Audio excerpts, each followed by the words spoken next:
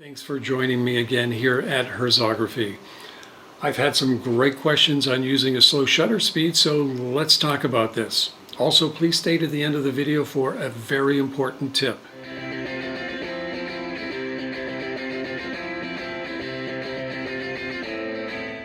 Using a slow shutter speed can set your images apart from those that don't.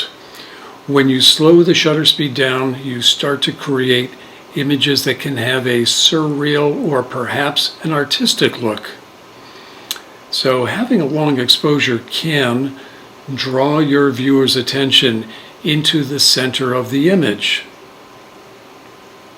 Pull your viewer from one side of the image to another.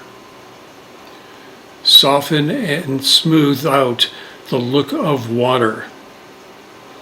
Create dramatic clouds. Blur people that are walking, or even at night with this moonbow night image.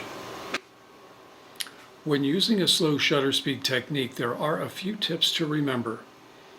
Using a tripod or some other stable surface is a must. Even though newer cameras have in-body stabilization and some have lens stabilization, this is not sufficient enough for very long, sharp exposures. The quality and build of your tripod that you use depends on many factors. What type of weather and terrain you are in, what is the weight of your camera equipment, how much tripod weight do you want to carry. You will notice that my tripod does not have a center column. A center column can come in handy for weddings and portraits, but I don't recommend using a center column for long exposures. I feel that center columns are kind of like attaching a monopod to your tripod. Also, for these types of long exposures, you don't need a cable release. The camera's self-timer will suffice. But there is an essential accessory that you will need, and those are neutral density filters. These filters reduce the amount of visible light entering into the camera and will increase the shutter speed needed for a correct exposure. I have really been enjoying and using MAVEN magnetic filters, and I love using them. They are magnetically secure. I'll just pop off the MAVEN blend shade and put on a filter, and you can see they just pop on. Everything pops on so easily and securely. They'll stay on very securely.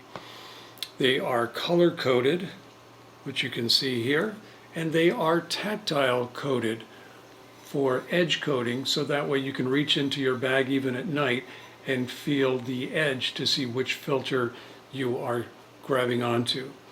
And most important, out of all these filters, they are the most neutral color, neutral density filters available. Other brands produce color shifts as you increase exposure time, but not MAVEN filters. And MAVEN has 9 neutral density filters from 2 stops all the way up to 20 stops that are color neutral. MAVEN also has 3 combo filters, and these combo filters have both a neutral density filter and a polarizer built in. You can see they have different color coding, but it still maintains the red on the 3-stop that you see the color coding on the side here for the combo filter. And that's really nice to just need one filter when you want to combine both the neutral density and a polarizer. And these combo filters, or what we call dark neutral density filters, or dark polarizing filters I should say, come in both 3, 6, and 10 stops. MAVEN also has polarizer neutral density filters available for your smartphone camera, which is really nice to just have this little clip-on device in your bag for that just-in-case time. Usually for these long exposure images, I am shooting in manual mode. I will set the ISO to the base ISO of the camera. For f-stop, I'm usually around f11 or f16.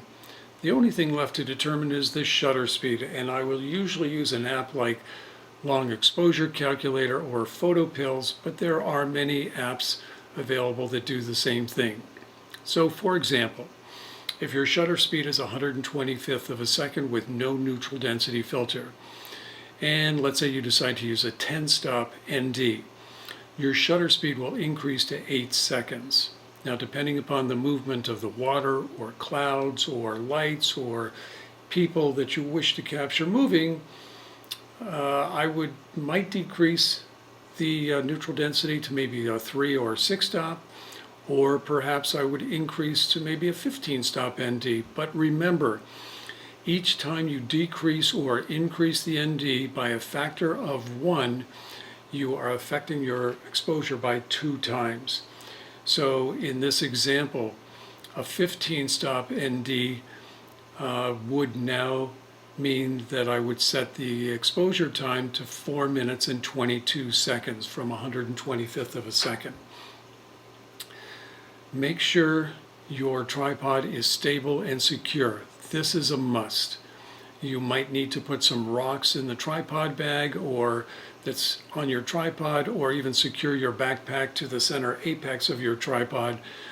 But you should also remove your camera strap to prevent any vibration from your strap knocking against the tripod legs.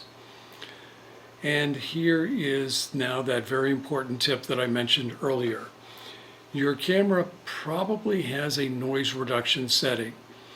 If you have this turned on, which is the default setting when you purchase your camera, after you take your initial exposure, your camera will take an additional exposure for the same amount of time.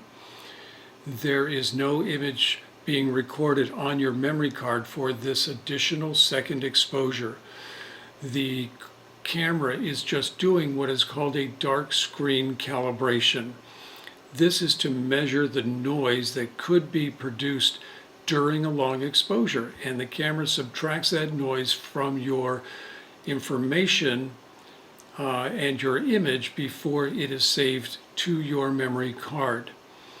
I have my noise reduction setting turned off because I feel that I can accomplish the same noise reduction results in post. Also, for this example, if you shoot a 4-minute exposure, then your camera is now locked up for another 4 minutes.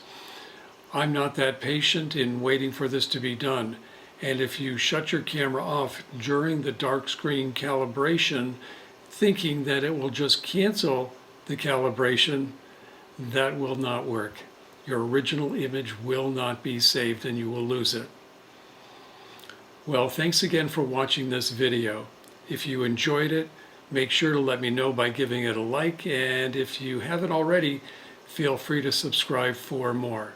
See you in the next video, and thanks for joining me.